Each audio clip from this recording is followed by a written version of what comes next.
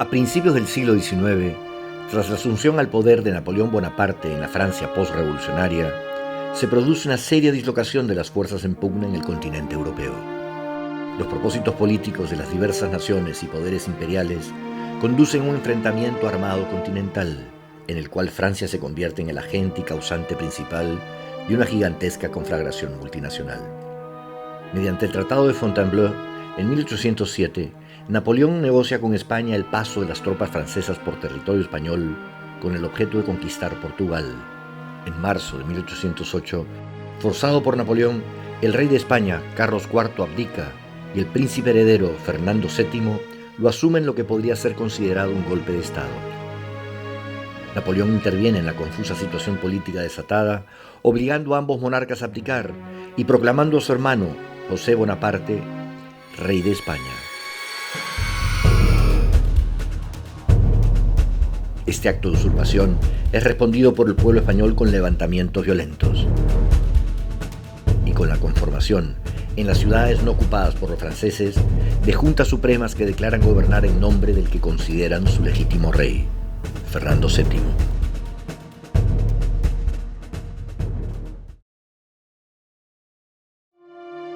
Como expresión de su rechazo a la usurpación francesa del trono español, en América se conforman, sin consultar al nuevo régimen, juntas similares a las que se han constituido en España. La primera en constituirse es la de Buenos Aires, que depone al virrey y organiza expediciones militares para soliviantar a los pueblos del Alto y el Bajo Perú, buscando despertar en ellos el espíritu de la rebelión, y lo encuentra en el pueblo de Tacna.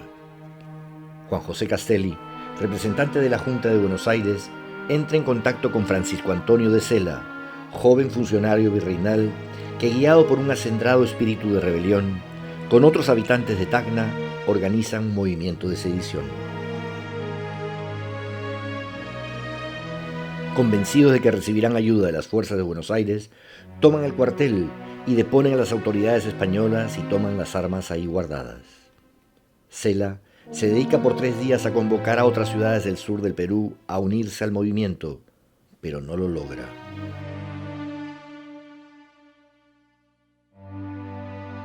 Al 4.º día, inspeccionando el rudimentario ejército constituido en una pampa cercana a Tacna, Sela, tras los varios días de insomnio y de intensa tensión nerviosa, sufre un colapso cerebral y, en estado de total aturdimiento, deambula confundido. Se retira de la pampa y renuncia a la conducción del movimiento, que se desbarata rápidamente. El primer grito de libertad ha fracasado en territorio peruano.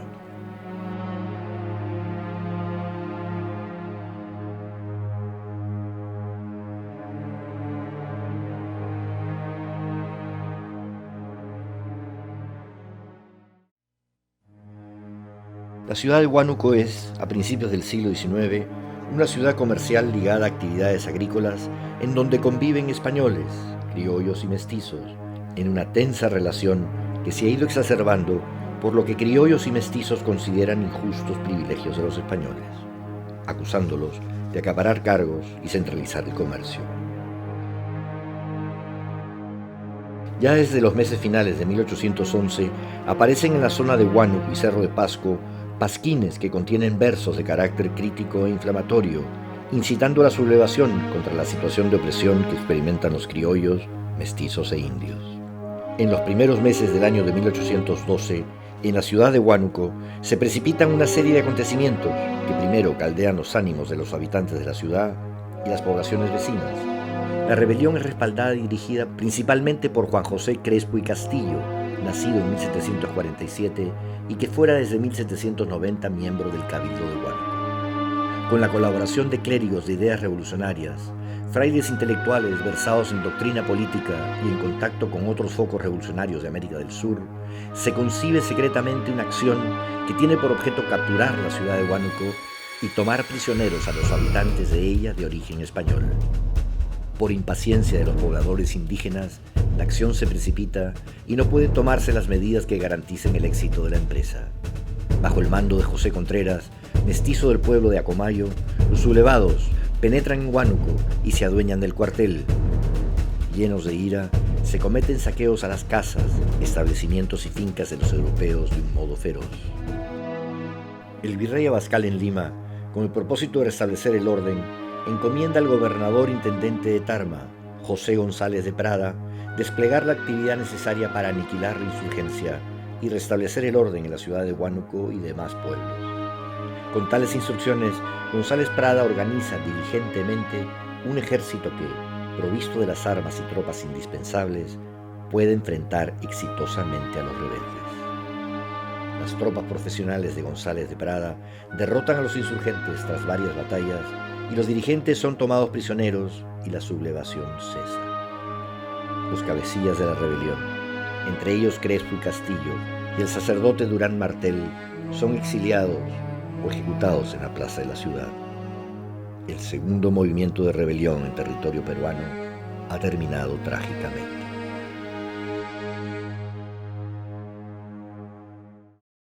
Unificadas en España las diversas juntas el 25 de septiembre de 1808, en una Junta Central Suprema Gubernativa, comienza esta a sesionar en Aranjuez.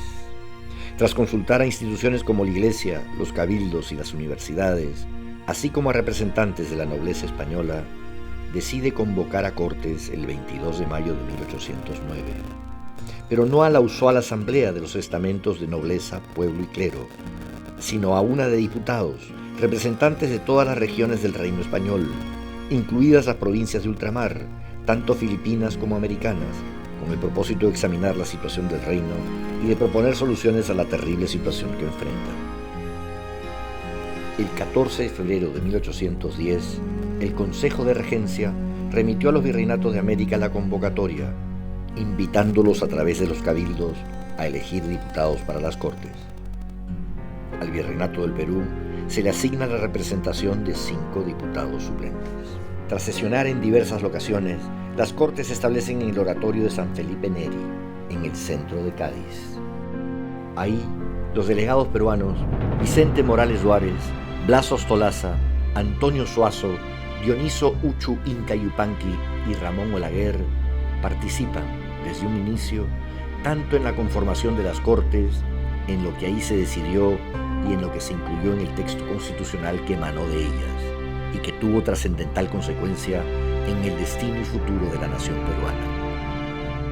El 19 de marzo de 1812, en un estrado levantado en los exteriores del oratorio San Felipe Neri, en medio del júbilo de los habitantes de la ciudad y de los miembros de las Cortes, se lleva a cabo la proclamación de la Constitución de Cádiz. Es este uno de los documentos políticos y sociales más importantes en la configuración futura, no solo de España, sino de toda la América hispana, sirviendo de modelo y referencia a las constituciones que allí rigieron durante el siglo XIX.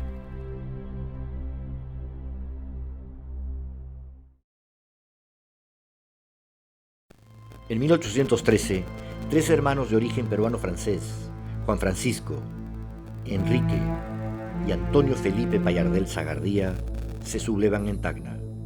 Coordinando las acciones con el general Belgrano de la Junta de Buenos Aires, los hermanos Payardel organizan, con otros ciudadanos de Tacna, un levantamiento que se pretende se extienda a las ciudades de Arica, Moquegua y Arequipa. La noche del 3 de octubre de 1813, los conjurados, en número aproximado de 500, conducidos por Enrique Payardel y José Gómez, asaltan el cuartel donde se encuentra la tropa del ejército español y toman prisionero al coronel Suero y a los demás oficiales realistas. A medianoche la sublevación controla la ciudad. Los conjurados la recorren dando vivas al movimiento. Llevan en las manos, agitándolas, las banderas azules y blancas de la revolución de la Junta de Buenos Aires. Enrique Payardel se dedica inmediatamente a contactar a las autoridades de Arica, Moquegua y Arequipa, urgiéndolos a que se unan a la sublevación. Al enfrentarse a las fuerzas realistas en Ocumba, el combate dura poco más de media hora. Las fuerzas patriotas son derrotadas y se dispersan. Mueren 6 de sus integrantes y son tomados prisioneros otros 15. El segundo levantamiento producido en el sur peruano ha sido derrotado, a pesar de los heroicos esfuerzos de sus participantes.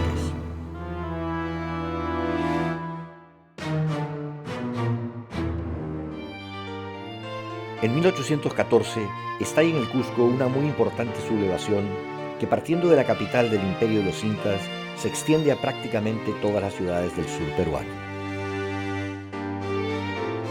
Conducida por los hermanos cusqueños José, Vicente y Mariano Angulo, en conjunción con el veterano brigadier Mateo Pumacahua, y motivada por lo que consideran nuevas arbitrariedades de las autoridades españolas, organizan con gran eficiencia un enorme y violento levantamiento.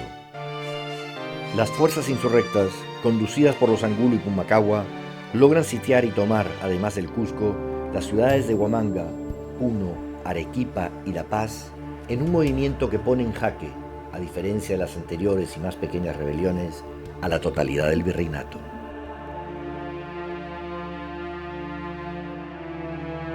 Sin embargo, bajo la orientación del virrey Abascal, las fuerzas realistas se recomponen y propician derrota tras derrota a las fuerzas patriotas.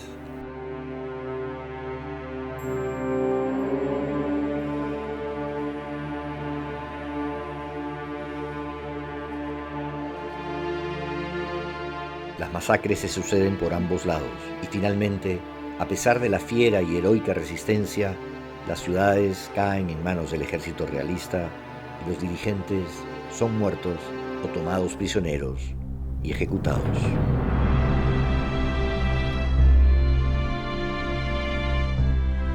Finalmente, en la batalla de Humachiri, el 11 de marzo de 1815, lo que queda de las fuerzas patriotas son derrotadas totalmente.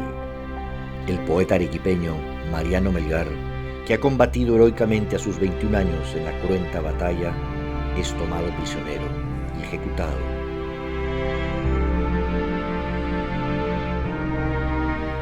Como también lo es el 18 de ese mismo mes, el brigadier Mateo Pumacahua. El último de los hermanos Angulo es tomado prisionero en unas casas de las afueras del Cusco y la rebelión de los 3 valientes hermanos cusqueños termina.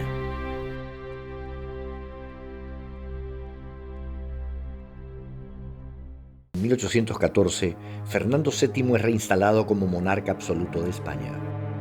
Tras pasar varios años preso en el Palacio de Valensay, Napoleón, presionado por su precaria situación en Europa, se ve obligado a liberar al depuesto monarca y permitir su regreso a España.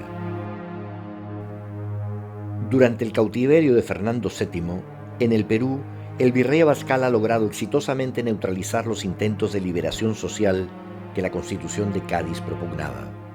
Al regresar al poder Fernando VII, Abascal restringe nuevamente las libertades que se ha visto obligado a aceptar durante la vigencia de la Constitución, pero que ha sabido manejar con gran habilidad para que no perturben en demasía su gobierno. Desde julio de 1815 y julio de 1816, y especialmente después de la derrota de la gran rebelión de los hermanos Angulo, Abascal se dedicó a disfrutar de sus triunfos, concentrándose en sus últimos esfuerzos por consolidar el poder virreinal. En 1816 se produce su reemplazo como virrey por Joaquín de la Pezuela, que tras asumir el poder prosigue lo que ha sido la principal preocupación de Abascal: consolidar el poder militar real en el Perú, para lo cual tramita la venida de nuevos contingentes desde España y el control del territorio amenazado por las fuerzas de Buenos Aires, que no dejan de lanzar ejércitos contra el sur del Perú. En Buenos Aires, el cabildo de esa ciudad, primero bajo la jefatura de las Provincias Unidas del Río de la Plata del brigadier José Rondó y después del nacido en Arequipa Ignacio Álvarez Tomás, convoca un gran congreso de representantes que se reúne en la ciudad de Tucumán y, tras deliberaciones, declara la definitiva independencia de dichas provincias del poder español el 9 de julio de 1816. En el documento de independencia declaran que es voluntad unánime e indubitable de estas provincias romper los violentos vínculos que los guiaban a los reyes de España, recuperar los derechos de que fueron despojados e investirse del alto carácter de una nación libre e independiente del rey Fernando VII, sus sucesores y metrópoli. La siguiente medida es autorizar al general San Martín de organizar en el campamento del Plumerillo, cerca de la ciudad de Mendoza, un ejército que pueda emprender una nueva misión. Una vez constituido el ejército de los Andes, se perfecciona el plan, diseñado originalmente por el peruano francés Enrique Payardel, de atravesar los Andes para liberar a Chile y, una vez consolidada su libertad, organizar desde allí una expedición por mar que pueda desembarcar en las costas peruanas. El plan contempla el sumamente difícil, si no imposible, cruce de los Andes.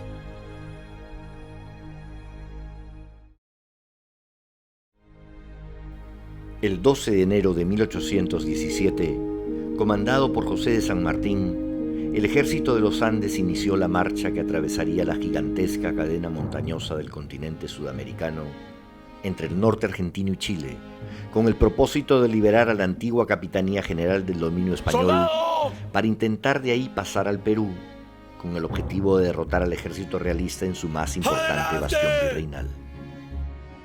La totalidad del año de 1816 había sido dedicado a la organización de tan monumental empresa, de la que sería protagonista esa recién formada unidad del Ejército de las Provincias Unidas del Río de la Plata, conformada por 3.370 soldados bajo las órdenes de 240 oficiales. Con el objeto de que los comandantes del ejército realista no supieran exactamente por dónde llegarían a territorio chileno, se determinó que una columna del ejército de los Andes cruzaría la cordillera por los pasos de Comecaballos, Portillo, Planchón y Huana.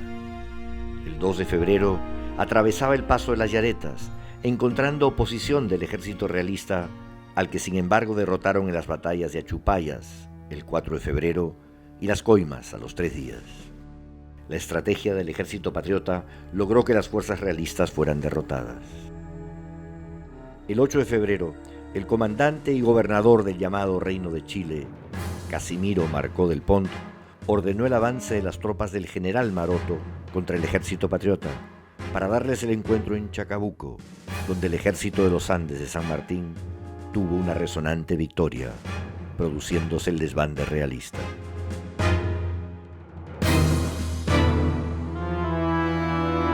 En Lima, Pezuela se entera de la infausta noticia de la derrota de las tropas españolas, que anticipa la total pérdida de Chile. San Martín escribe tras el triunfo que han sido tomados 600 prisioneros, entre ellos 30 oficiales, una bandera, más de 1.000 fusiles y 2 cañones. Mientras las fuerzas realistas comandadas por Mariano Osorio se reorganizan y se preparan para un contraataque que les permita recuperar lo perdido, en Santiago de Chile, el 12 de febrero de 1818, se proclama la independencia de Chile. El 18 de marzo, San Martín, que ha retomado el comando directo del ejército, sufre una terrible derrota en la batalla de Cancha Rayada, a manos de las fuerzas del general realista José Ordóñez.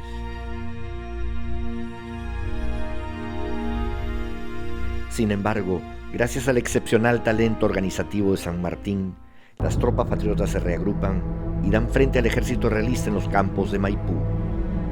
San Martín está en condiciones de desplegar la habilidad de estratega que lo caracteriza y derrota a los realistas, esta vez definitivamente, destruyendo por completo al ejército español en Chile.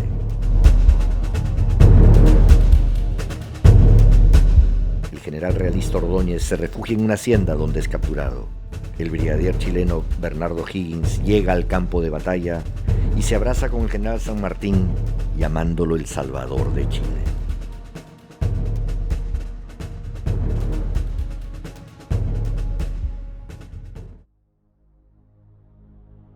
En 1818, el gobierno del virrey Pezuela enfrenta una durísima realidad económica. El virrey convoca a los comerciantes de Lima para pedirles que aporten una mayor cantidad de dinero para financiar las campañas militares que permitan la defensa del virreinato ante la inminente invasión desde el sur de las fuerzas comandadas por José de San Martín. La propuesta desata una enconada polémica entre las dos facciones de los miembros del Tribunal del Consulado. Una facción consideraba que había contribuido significativamente al esfuerzo de guerra, pero que su aporte había sido mal utilizado. La otra propone el libre comercio como forma de generar ingresos al erario del gobierno español. La crisis no logra superarse.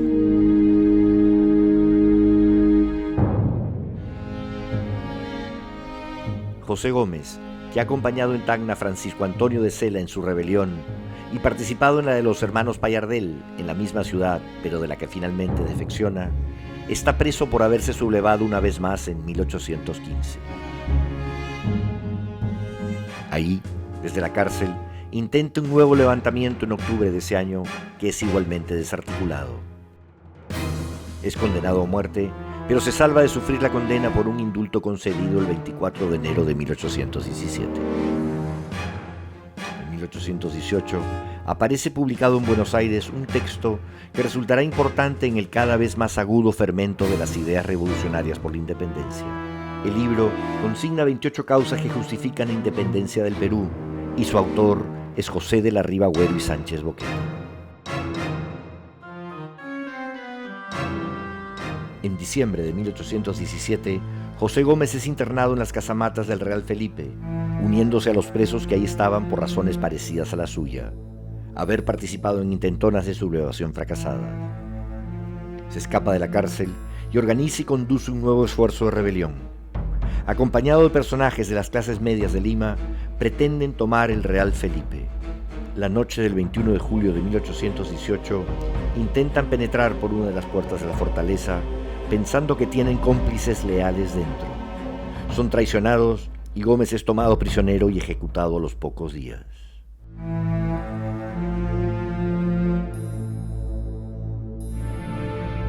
Llamado por su perseverancia rebelde el empecinado, José Gómez es claro representante de los muchos peruanos que intentaron contribuir, aún entregando la vida, con el proceso iniciado y ya indetenible de la independencia del Perú.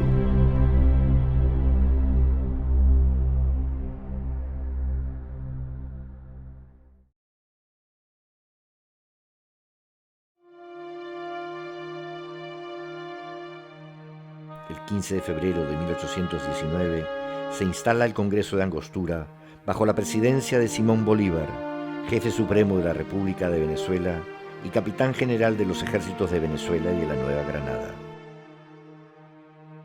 El Congreso se inscribe dentro del proceso de la independencia de los países de la parte norte de Sudamérica. Bolívar pronuncia durante el Congreso un célebre discurso que sintetiza los objetivos, ideales y propósitos de la independencia de Venezuela, Nueva Granada, hoy Colombia, y Quito, hoy el Ecuador. El discurso se convierte en texto inspirador del proceso de la independencia.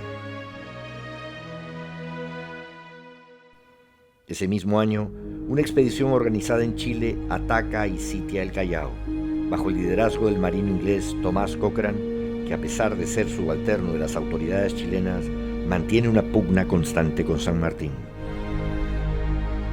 Los bloqueos, que se extienden por varias semanas, demuestran que es factible un desembarco de las fuerzas patriotas en las costas peruanas.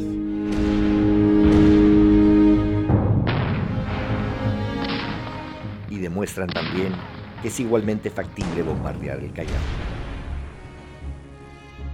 José de la Riva Agüero y Sánchez Boquete, en el Perú de regreso de España en 1818, se incorpora en Lima a los círculos ilustrados que conspiran para la independencia americana, manteniendo correspondencia con las juntas de gobierno de Chile y Buenos Aires.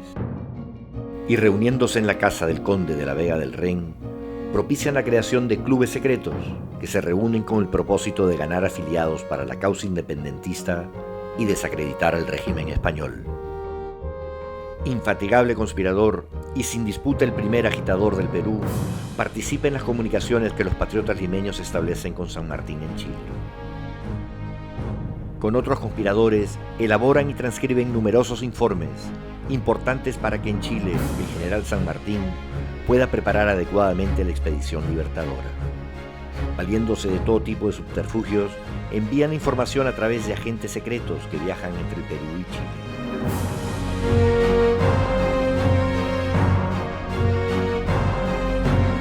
Este grupo de conspiradores probaron que la esforzada entrega de los peruanos fue real, sacrificada y considerable, pagando muchos de ellos con la vida o la fortuna su consagración a ese valeroso y anhelado propósito, la independencia del Perú.